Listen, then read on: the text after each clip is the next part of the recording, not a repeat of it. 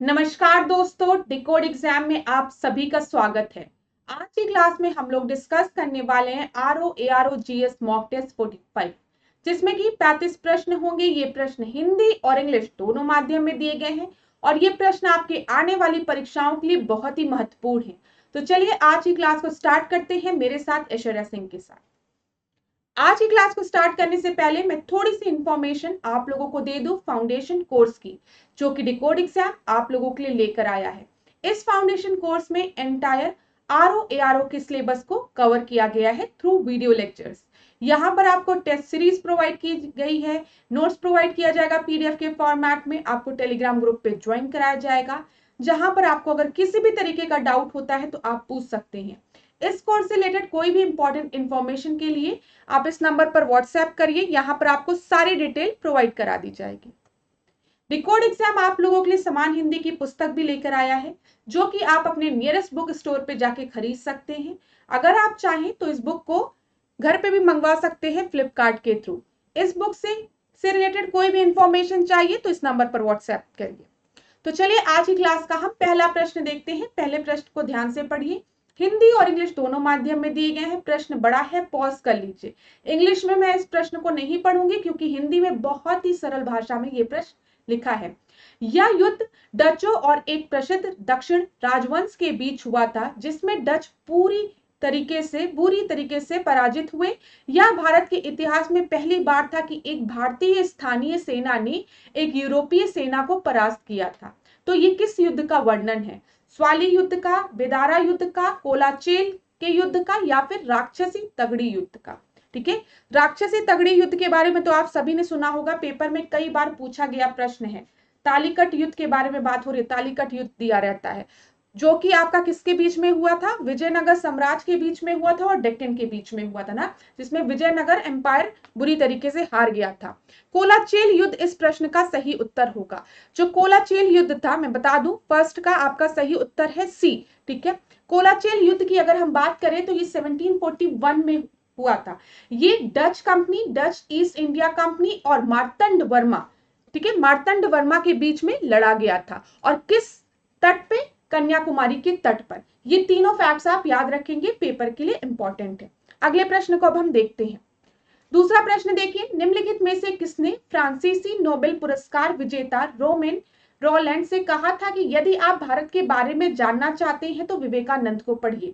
सुभाष चंद्र बोस ने, महात्मा गांधी ने, रविन्द्रनाथ टैगोर ने, या फिर चक्रवर्ती राजा गोपालचारी ने? तो यहाँ पे आपका सही उत्तर है दूसरे का सी। रविन्द्रनाथ टैगोर ने कहा था, if you want to know about India read Vivekananda. दूसरे का सी सही उत्तर है। अब यहाँ पर एक दो पॉइंट्स और जान लीजिए आप। अगर पेपर में कभी आपसे पूछे किसने विवेकानंद को मेकर ऑफ मॉडर्न इंडिया कहा है, आधुनिक भारत का निर्माता कहा है, तो आप सही उत्तर लगाएंगे सुभाष चंद्र बोस। ठीक है, और अगर पेपर में आपसे पूछे किसने कहा है कि Vivekananda saved Hinduism and saved India, तो ये चक्रवर्ती राजा गोपालचारी द्वारा विवेकानंद के लिए यूज किया गया था। तो ये दोनों पॉइंट्स भी आप याद रखेंगे। अब विवेकानंद जी से रिलेटेड कुछ और इंपॉर्टेंट पॉइंट्स हम देख लेते हैं। आप सभी को पता है 12 जनवरी को नेशनल यूथ डे मनाया जाता है। इसलिए मनाया जाता है क्योंकि 12 जनवरी को विवेकानंद जी का जन्म हुआ था। दूसरी चीज आपको याद रखनी है, पेपर में पूछा गया था कि वर्ल्ड पार्लियामेंट ऑफ रीजन, जो कि शिकागो शहर में हुआ था अमेरिका में, ठीक है, इसमें जो विवेकानंद ने स्पीच दी थी वो किस सन में दी थी, किस ईयर में दी थी? तो याद रखिएगा 1893 में। ठीक है, 1893 ईयर याद रखिएगा, पेपर में पूछा गया है। रामकृष्ण मिशन की स्थापना दिवस ईयर कौन सा है? तो ये आपका 1897 है। क्लास एक चीज मैं आपको बताऊंगी, आजकल पेपर में क्रोनोलॉजिकल ऑर्डर में अरेंज करने को चीजों को बोल रहा है, क्रोनोलॉजी में अरेंज करने को। तो आप याद रखिएगा 1893 में इन्होंने शिकागो वाली स्पीच दी थी, 1897 में इन्होंने रामकृष्ण मिशन की स्थापना की थी। कुछ और फैक्ट्स इनसे रिलेटेड, कर्म योग, ज्ञान योग, राजयोग, भक्ति योग, ये सब किसके द्वारा लिखित है?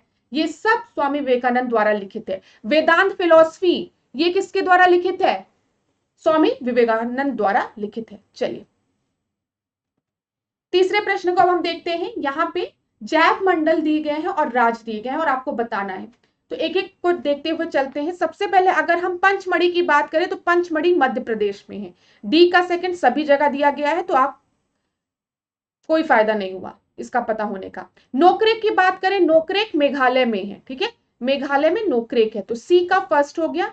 चलिए यहां पर आप पहुंचे। उसके बाद दिहान दिबांग की अगर हम बात करें तो ये कहां पर है, ये अरुणाचल प्रदेश में है, ठीक है, तो ये फोर्थ हो गया बी का, और ए का थर्ड।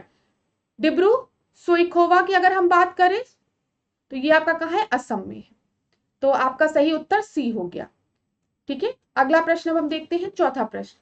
चौथे प्रश्न को देखिए, भारतीय राष्ट्रीय भुगतान निगम national payment corporation of India की बात की गई है और उससे रिलेटेड कुछ स्टेटमेंट दिया गया है और पूछा गया है कौन सा कथन गलत है, कौन सा इनकरेक्ट है। तो भारत में खुदरा भुगतान और निपटान प्रणाली के संचालन के लिए एक अम्ब्रेला संगठन है ये। It is an umbrella organisation for the operation of retail payment and settlement system in India. इसकी स्थापना 2008 में की गई थी, ठीक है। तीसरा है, इसका मुख्यालय नई दिल्ली में है, और आखिरी है आपका भौतिक व इलेक्ट्रॉनिक भुगतान प्रणाली के लिए भारत में संपूर्ण बैंकिंग प्रणाली को बुनियादी ढांचा प्रदान करता है। It provide the infrastructure to the entire banking system in India for the physical and electronic payment system. तो यहाँ पे एनपीसीआई से रिलेटेड सारे ही स्टेटमेंट आपके सही है, बस ये गलत है। इसका जो हेडक्वार्टर है वो नई दिल्ली में नहीं है, इसका हेडक्वार्टर आपका मुंबई महाराष्ट्र में है, ठीक है। तो यहाँ पे आपका सही उत्तर क्या हो जाएगा, सी। चौथे का सी आपका सही उत्तर है। अगला प्रश्न अब हम देखते हैं, पांचवा प्रश्न। पांचवा प्रश्न है आपका मेलाटोनिन हार्मोन से रिलेटेड। मेलाटोनिन हार्मोन के संदर्भ में कुछ स्टेटमेंट दिए गए हैं और आपसे बोला गया है कौन सा करेक्ट है, सही है। यह हार्मोन केवल रात में स्रावित होता है, ठीक है, this hormone is secreted only at night, ठीक है। दूसरा है, यह हार्मोन निद्रा एवं जागरण की क्रिया को नियंत्रित करता है, और आखिरी है, यह हार्मोन फ्री रेडिकल से मुक्ति पाने में सहायक होता है।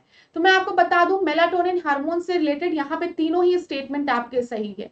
मेलाटोनिन हार्मोन जो है वो मेनली आपका नाइट में प्रोड्यूस होता है, और ये आपके एक साउंड स्लीप के लिए रिस्पॉन्सिबल होता है, ठीक है। तभी बोला जाता है कि लाइट बंद कर दो, नींद अच्छी आएगी, क्योंकि अंधेरे में मेलाटोनिन हार्मोन का सिक्रीशन ज्यादा होता है और ये आपकी साउंड स्लीप को मतलब रेगुलेट करता है। अगर मेलाटोनिन हार्मोन प्रोड्यूस हो रहे हैं तो नींद अच्छी आएगी, इसलिए लोग बोलते हैं रात के समय सोना चाहिए, ना कि जगना चाहिए, ठीक है।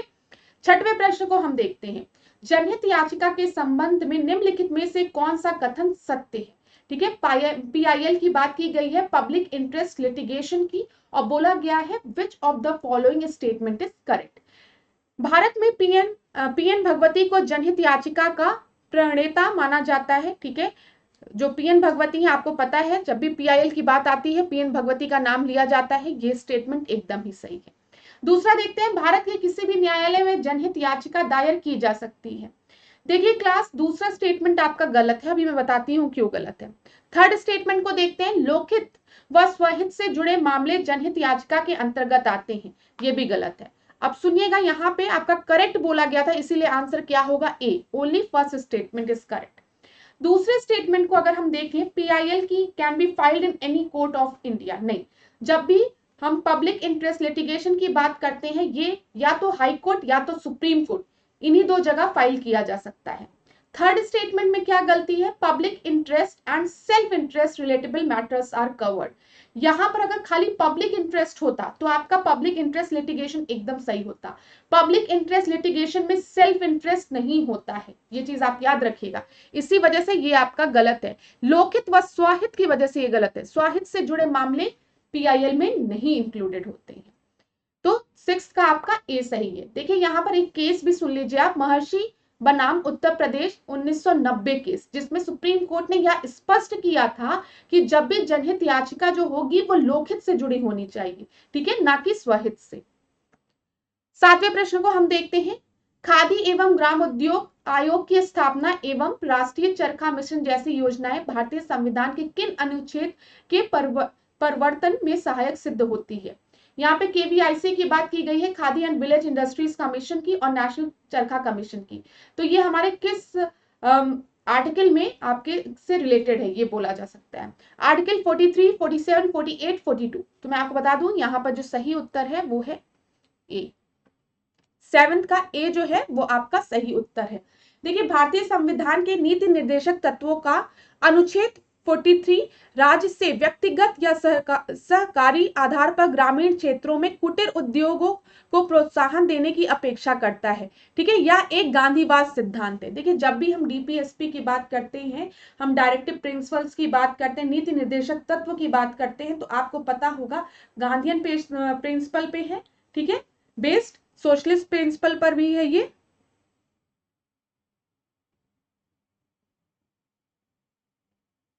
ठीक है, याद रखिएगा चीजों को आप। खादी एवं ग्राम उद्योग इस कार्य को संपन्न करने का काम करता है। राष्ट्रीय चरखा मिशन जैसी योजनाएं भी इस उद्देश्य का प्रवर्तन करती हैं। चलिए, 8वें प्रश्न को हम देखते हैं। सूची 1 को सूची 2 से सुमेलित करिए। सूची 1 में कुछ दिवस दिए गए हैं, सूची 2 में ईयर मतलब आपका डे मेंशन है। तो देखते हैं, वर्ल्ड टीचर डे किस दिन मनाया जाता है। अगर हम बात करें तो वर्ल्ड टीचर डे जो है वो आपका मनाया जाता है 5 अक्टूबर को। ठीक है, दूसरा है आपका world post day. World post day किस दिन मनाया जाता है? 10 अक्टूबर को। ठीक है, वर्ल्ड मेंटल हेल्थ डे 9 को, और वर्ल्ड स्टैटिस्टिक डे आपका है कब? 20 को। तो यहाँ पे हम देख लेते हैं आंसर आपका क्या हो जाएगा, ए आपका सही उत्तर हो जाएगा। 9वें प्रश्न को देखते हैं। नीचे 2 कथन दिए गए हैं, जिसमें से एक कथन है, दूसरा कारण है, और हमको बताना है सही है कि गलत। कथन में आपका दिया गया है आर्द्र भूमियों को बायोलॉजिकल सुपरमार्केट भी कहा जाता है।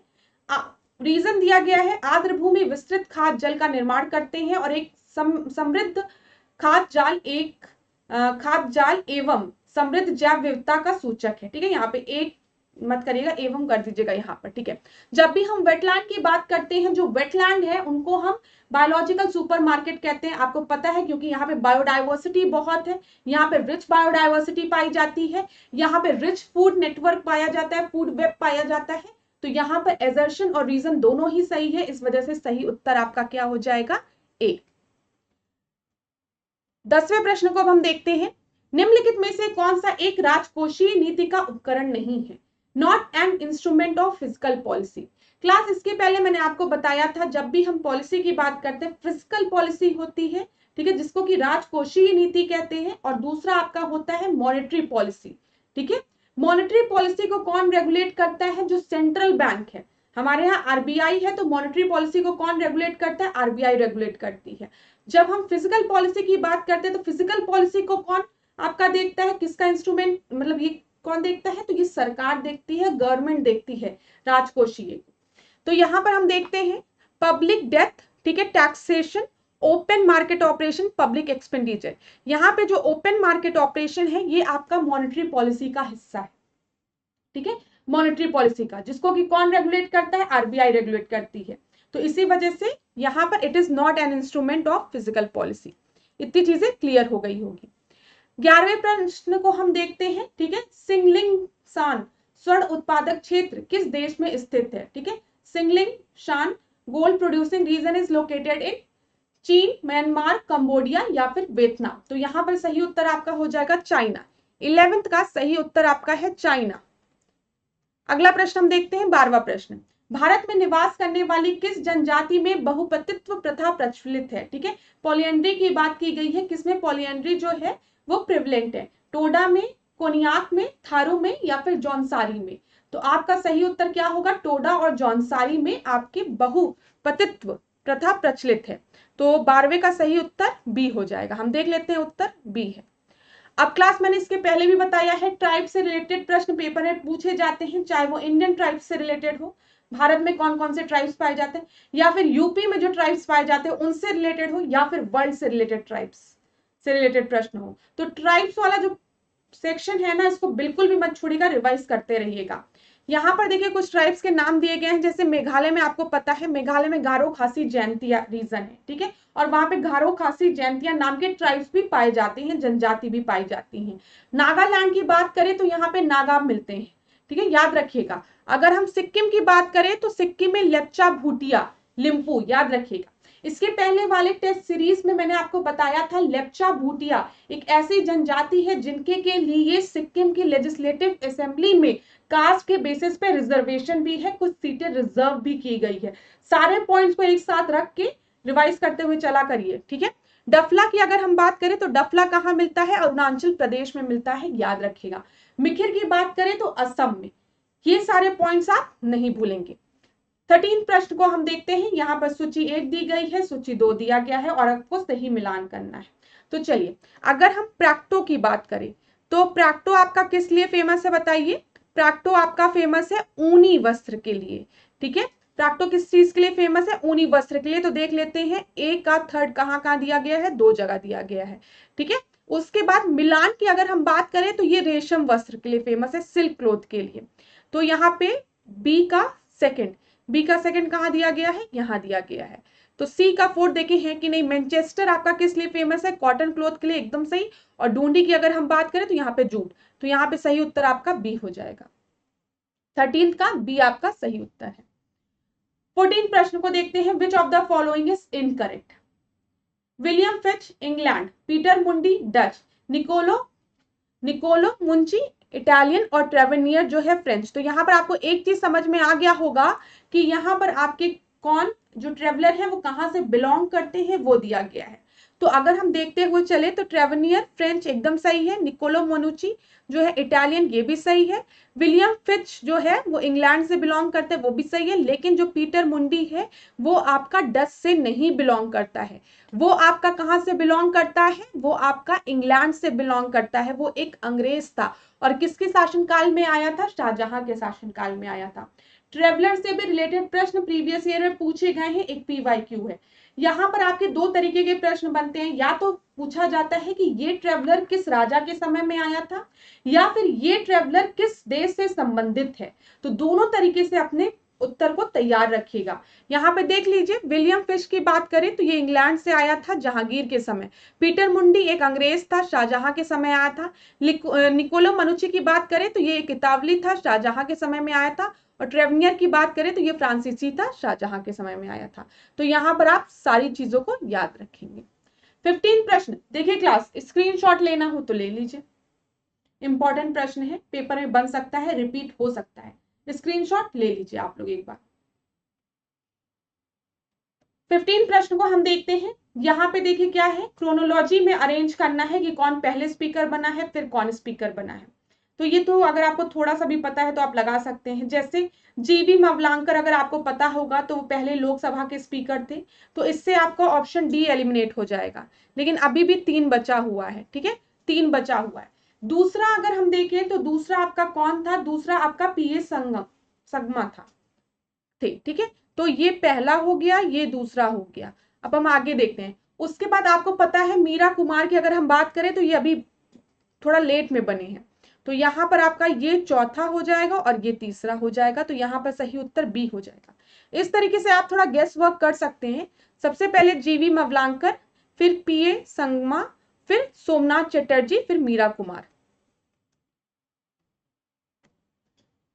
16 प्रश्न को हम देखते हैं। राष्ट्रपति व राज्यपाल के संबंध में तुलनात्मक दृष्टिकोण की बात की गई है, कंपैरेटिव पॉइंट की बात की गई है।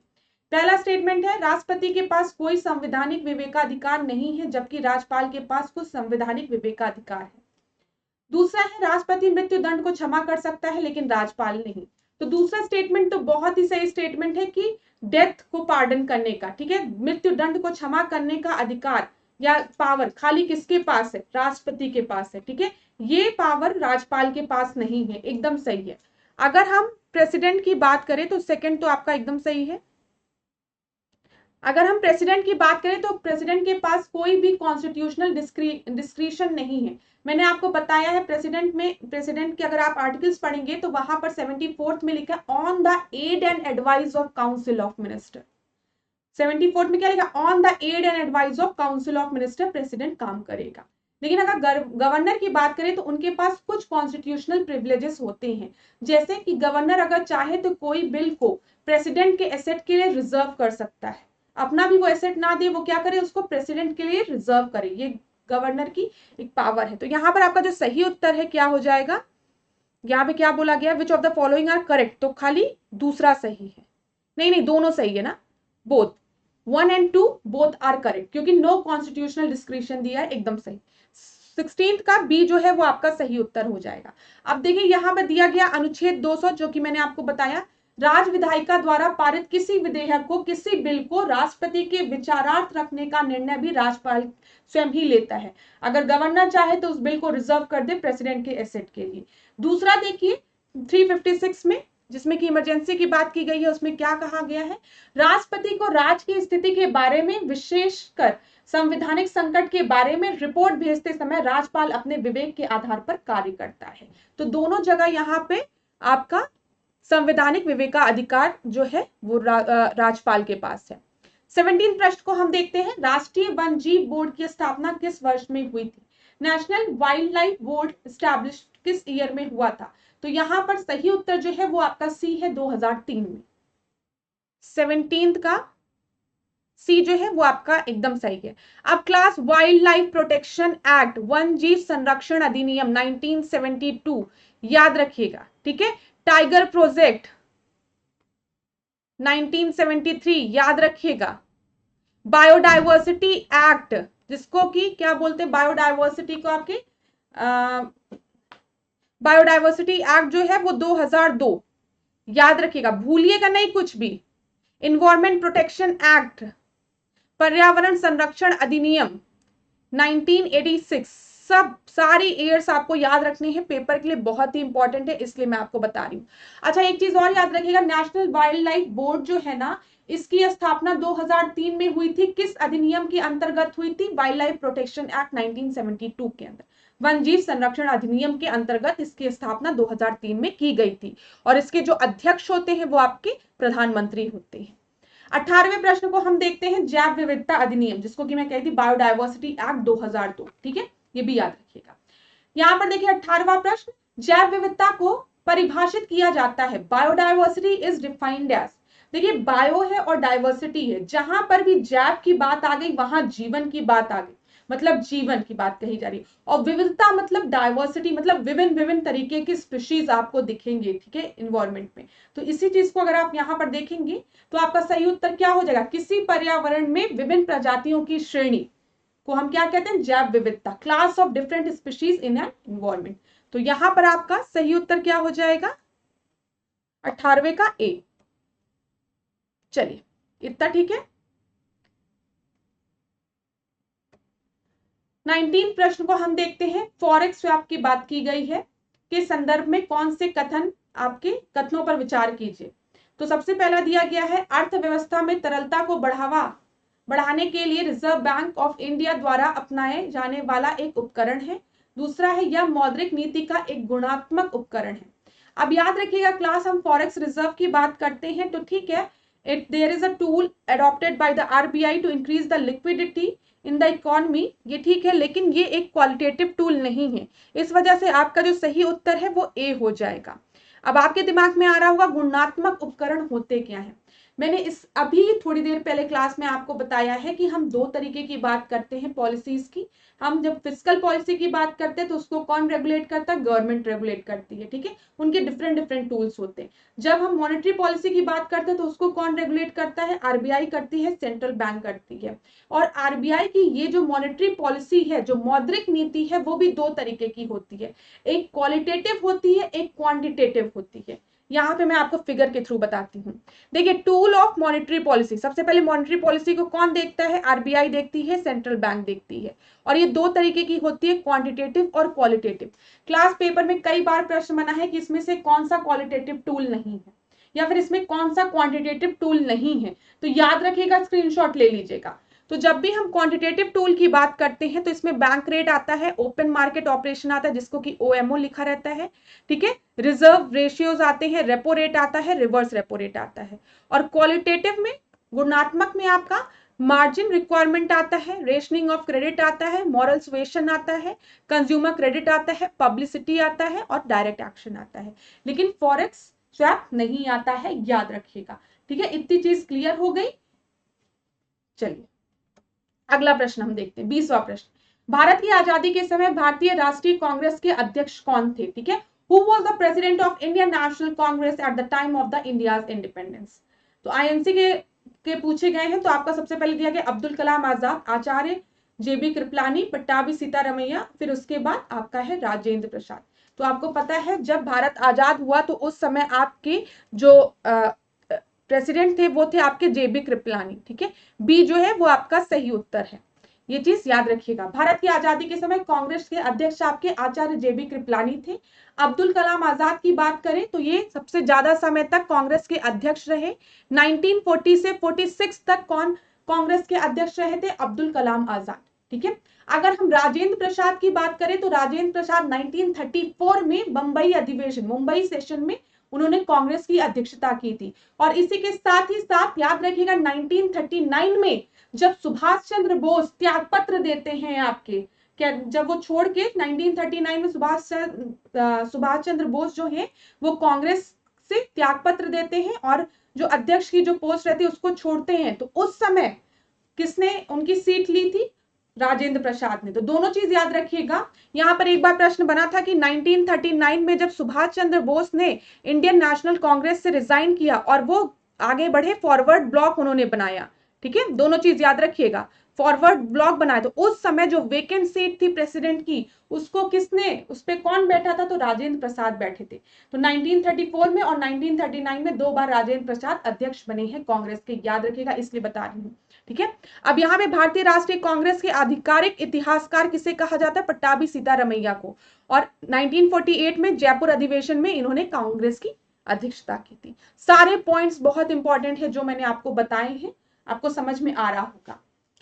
बहुत ज्यादा एक्सप्लेन करना भी दिक्कत हो जाता है, फिर आप लोग शिकायत करने लगते हैं कि मैम समय ज्यादा हो रहा है, number of questions come cover हो रहे हैं। लेकिन आप एक चीज समझने की कोशिश करिए, जब भी मैं कुछ फैक्ट्स बताती हूँ तो वो पेपर की दृष्टि से बहुत ही महत्वपूर्ण होते हैं। मैं पढ़ाते पढ़ाते ना बहुत से पॉइंट्स दिमाग में याद आ जाते हैं और लगता है कि आप लोगों को बता दूं उसी समय। जैसे अभी यही वाला था, एक बार पेपर में पूछा गया था, इसलिए मैंने आपको बताया कि सुभाष चंद्र बोस ने जब कांग्रेस से रिजाइन किया तो उसके बाद कौन प्रेसिडेंट बना? तो राजेंद्र प्रसाद उसका आंसर था। ठीक है, तो और इससे इसी से रिलेटेड देखिए एक और पॉइंट दिमाग में आ रहा है। सुभाष चंद्र बोस ने आपका सबसे पहले किस ईयर में, आप मुझे आंसर बताइएगा, किस ईयर में आईएनसी की प्रेसिडेंटशिप ली थी, मतलब अध्यक्ष बने थे, और कहां पर बने थे? ठीक है, दोनों का उत्तर दीजिएगा, किस ईयर में और किस जगह पर इन्होंने अध्यक्षता की थी इंडियन नेशनल कांग्रेस की पहली बार। 21वें प्रश्न को हम देखते हैं। प्राचीन भारत का वह शासक कौन था जो जैन सन्यासी बन गया था? उसने संस्कृत में रत्नमालिका एवं कन्नड़ भाषा की पहली पुस्तक कविराज मार्ग का लेखन किया था। तो यहाँ पर याद रखिए कि रत्नमालिका या रत्नमालिका जो भी है, और साथ ही साथ कविराज मार्ग, ये किसके द्वारा लिखित पुस्तक है? चंद्रगुप्त मौर्य द्वारा, या अमोघ वर्ष द्वारा, या फिर मयूर शर्मन द्वारा, या फिर पुलकेशिन द्वितीय द्वारा। तो यहाँ पर सही उत्तर आपका क्या हो जाएगा? अमोघ वर्ष। जब भी कविराज मार्ग की बात आती है तो इसके रचयिता कौन है? अमोघ वर्ष। बी आपका सही उत्तर है। 22वें प्रश्न को देखते हैं। मुगल काल में दो अस्पा एवं सिंह अस्पा किससे संदर्भित है? ठीक है, किस चीज से रिलेटेड है पूछा है। चित्रकला की नई शैली से, विदेश नीति की प्रणाली से, मुगल कालीन प्रशासनिक व्यवस्था से, या फिर मुगल कालीन वित्त व्यवस्था से? तो यहाँ पर आपका सही उत्तर है, ये मुगल एडमिनिस्ट्रेटिव सिस्टम से रिलेटेड था, दो अस्पा सिंह अस्पा। 22वें का सी आपका सही उत्तर है।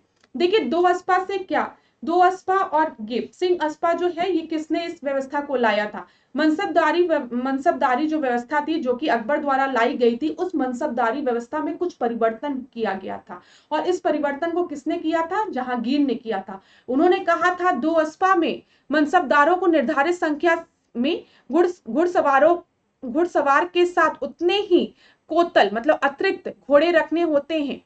ठीक है, जबकि सिंह अस्पा में मनसबदारों को 2 गुना कोतल घोड़े रखने पड़ते हैं। यहाँ पर क्या कहा जा रहा है? जो मनसबदारी में जो संख्या घुड़सवारों के लिए कही गई है, अगर उनके पास 1 घोड़ा है तो उनको अपने साथ 1 एक्स्ट्रा घोड़ा रखना पड़ेगा। अगर उनके पास 2 घोड़ा है तो उससे 2 गुना उनको मतलब रखना पड़ेगा। ये याद रखिएगा, निर्धारित संख्या के घुड़सवारों के साथ उतने ही कोतल मतलब 2 घोड़े हैं तो उनको 2 और रखने पड़ेंगे, 3 है तो 3 और रखने पड़ेंगे। जबकि सिंहस्पा की अगर हम बात करें तो इसमें 2 गुना कोतल घोड़े रखने पड़ते हैं। अगर 1 है तो 2 रखना पड़ेगा, 2 है तो 4 रखना पड़ेगा, 4 है तो 8 रखना पड़ेगा। समझ में आ गया होगा आप लोगों को। नहीं समझ में आया होगा अगर मैंने क्या बोला तो वीडियो को पॉज करके इसको पढ़ लेना, आराम से समझ में आ जाएगा। अगला देखते हैं। 23वें प्रश्न को हम देखते हैं। यहाँ पे कुछ सिटीज दी गई हैं और बोला गया है वो किस नदी के किनारे है? वृंदावन, यमुना नदी आप सभी को पता है, श्रावस्ती, राप्ती नदी, ठीक है, मृगश बोला गया गोमती नदी, और गढ़मुक्तेश्वर दिया गया है सई नदी। तो यहाँ पर आपका ये गलत है, नॉट करेक्टली पूछा गया है, इस वजह से डी जो है वो आपका गलत है। गुड़मुक्तेश्वर जो है वो हापुड़ में है और किस नदी के किनारे है? गंगा नदी के किनारे, ठीक है। अब इसी में हम देखते हैं यमुना नदी के किनारे अगर पूछा जाए तो वृंदावन, मथुरा, आगरा, ठीक है, कौशाम्बी, हमीरपुर, ये सब यमुना नदी के किनारे है। राप्ती नदी के आप सभी को पता है गोरखपुर, श्रावस्ती, बस्ती, ठीक है। गोमती नदी तो जौनपुर हो गया, लखनऊ हो गया, सुल्तानपुर हो गया, सीतापुर हो गया। और गंगा नदी तो आपका हो गया बनारस हो गया, गाजीपुर हो गया, कानपुर हो गया, बिट्ठूर हो गया, कन्नौज हो गया। चलिए 24वें प्रश्न को हम देखते हैं। उत्तर प्रदेश का जनपद संग्रहालय किस जिले में अवस्थित है? ठीक है, कहां पर है उत्तर प्रदेश का जनपद जनपद म्यूजियम? तो ये आपका सुल्तानपुर में है, डी जो है वो आपका सही उत्तर है। अब क्लास यहाँ पर कुछ संग्रहालय के नाम दिए गए हैं, उनका स्थापना वर्ष दिया गया है। यूपी स्पेशल से अगर क्वेश्चन बनेंगे तो यहाँ से बन सकते हैं। जैसे राज्य संग्रहालय जो है वो आपका कहाँ है? लखनऊ में है। राजकीय संग्रहालय आपका मथुरा में भी है और यहाँ पर झांसी में भी है। तो इसको आप लोग एक काम करिए, स्क्रीनशॉट ले लीजिए, एक बार आप लोग पढ़ लीजिएगा। स्क्रीनशॉट लेने का समय आप लोगों को दे दूं, नहीं तो एक बार मैंने कमेंट में पढ़ा था, एक बच्चे ने कहा था मैम आप स्क्रीनशॉट लेने का भी समय नहीं देती है। तो स्क्रीनशॉट कैसे लिया जाता है? वीडियो को पॉज किया जाता है, ठीक है, फिर स्क्रीनशॉट ले लिया जाता है, फिर इसको बाद में आराम से पढ़ते रहिएगा। वीडियो को पॉज करके ले लीजिए। 25वें प्रश्न को अब हम देखते हैं। 25वां प्रश्न ध्यान से देखिए। अगर हम बात करें प्रधानमंत्री ग्रामोदय योजना की, तो ये कब आया था? मैं ईयर बताती चलती हूँ। 2000 में। राष्ट्रीय ग्रामीण स्वास्थ्य मिशन 2005 में। आम आदमी बीमा योजना 2007 में, और महिला समृद्धि योजना 1993 में। तो यहाँ पर आपका सही उत्तर ए हो जाएगा, ए आपका सही उत्तर हो जाएगा। 26वें प्रश्न को हम देखते हैं। जल में डूबे हुए वायु का बुलबुला किस भांति व्यवहार करता है? What is the behavior does an air bubble immersed in a water shows? तो कॉनकेव, कॉन्वेक्स और फिर कॉनकेव लेंस। तो मैं आपको बता दूं, जो जल में डूबा हुआ जो वायु का बुलबुला होता है वो अवतल लेंस की तरह बिहेव करता है, कॉनकेव लेंस की तरह। तो 26वें का आपका सही उत्तर हो जाएगा डी। 27वां प्रश्न देखिए। शरीर में अतिरिक्त ग्लूकोज ग्लाइकोजन में परिवर्तित होकर कहाँ भंडारित होता है? ठीक है, जो शरीर में जो आपका ग्लूकोज है, जो एक्स्ट्रा ग्लूकोज है, वो ग्लाइकोजन में कन्वर्ट होने के बाद कहाँ स्टोर होता है? तो ये याद रखिएगा, ये हमेशा आपके लिवर में स्टोर होता है। तो यहाँ का सही उत्तर यकृत जिसको बोलते हैं, ए आपका सही उत्तर हो जाएगा। 28वां प्रश्न देखिए। चिप्स विनिर्माताओं, मतलब यहाँ पे बात की जा रही है, जो चिप्स होते हैं उनकी जब पैकेजिंग होती है उसमें मेनली पैकेजिंग में नाइट्रोजन गैस भरा जाता है।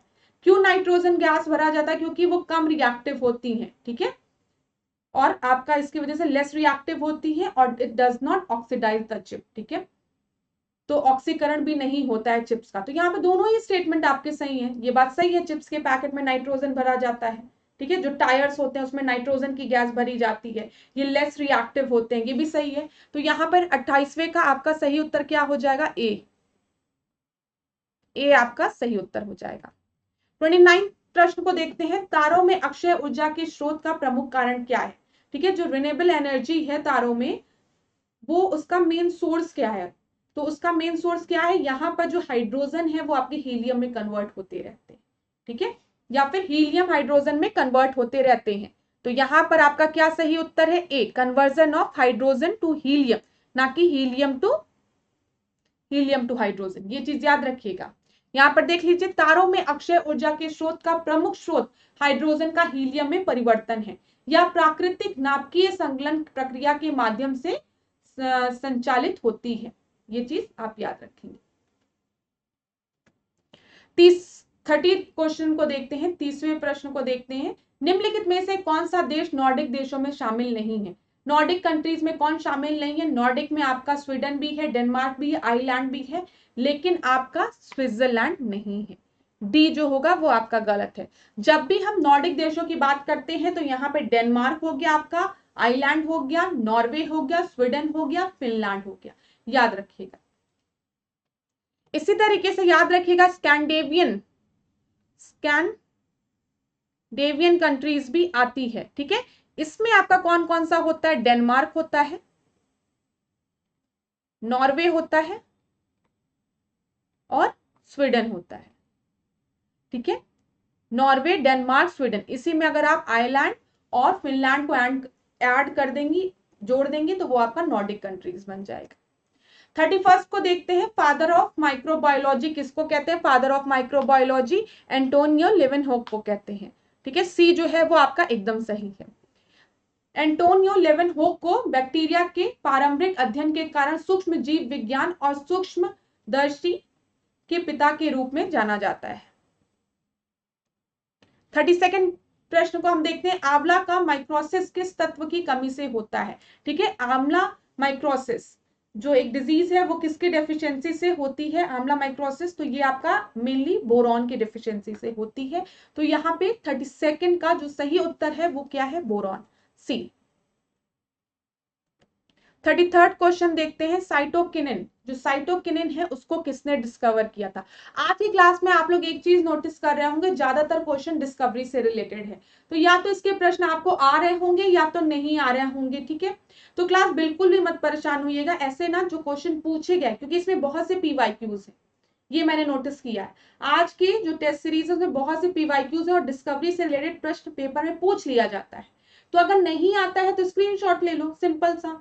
और मैंने आपको बताया डिस्कवरी से रिलेटेड प्रश्नों को आप लूसेंट से पढ़ सकते हो, वहां पर दिया है कि किसने किसको डिस्कवर किया है, किस चीज को, साइंटिस्ट के नाम दिए गए हैं। तो सबसे सरल तरीका है लूसेंट का साइंस वाला पोर्शन उठाओ और वहां से उस चीज को पढ़ लो, तो आपको आ जाएगा। तो इस प्रश्न का तो आंसर मैंने शायद आप लोग को नहीं बताया है, इस प्रश्न का आंसर सही क्या है, बी।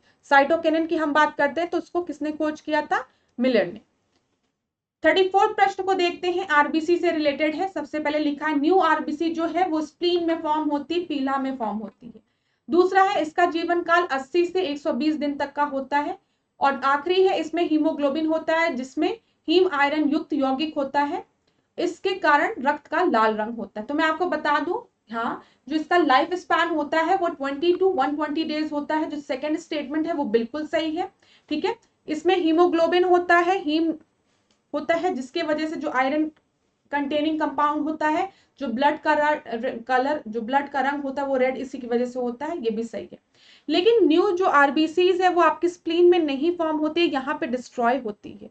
आपका सही उत्तर क्या हो गया, 2 और 3। ये फॉर्म कहाँ होती है, बनती कहाँ पर है, बोन मैरो में। तो 34 का आंसर आपका क्या हो जाएगा, बी हो जाएगा, ठीक है। अस्थि मज्जा जिसको बोलते हैं रेड बोन मैरो में, यहाँ पर आरबीसीज का निर्माण होता है। 35 प्रश्न को देखते हैं, यहाँ पर भी आपका एक डिस्कवरी से रिलेटेड प्रश्न है। डिस्कवरी दी गई है, साइंटिस्ट दिया गया है, तो यहाँ पे इसको पढ़िएगा। मैं आपको यहाँ पे सही उत्तर बताती हूँ। यहाँ पर सही उत्तर जो है इनकरेक्ट पूछा गया है, एटम बम।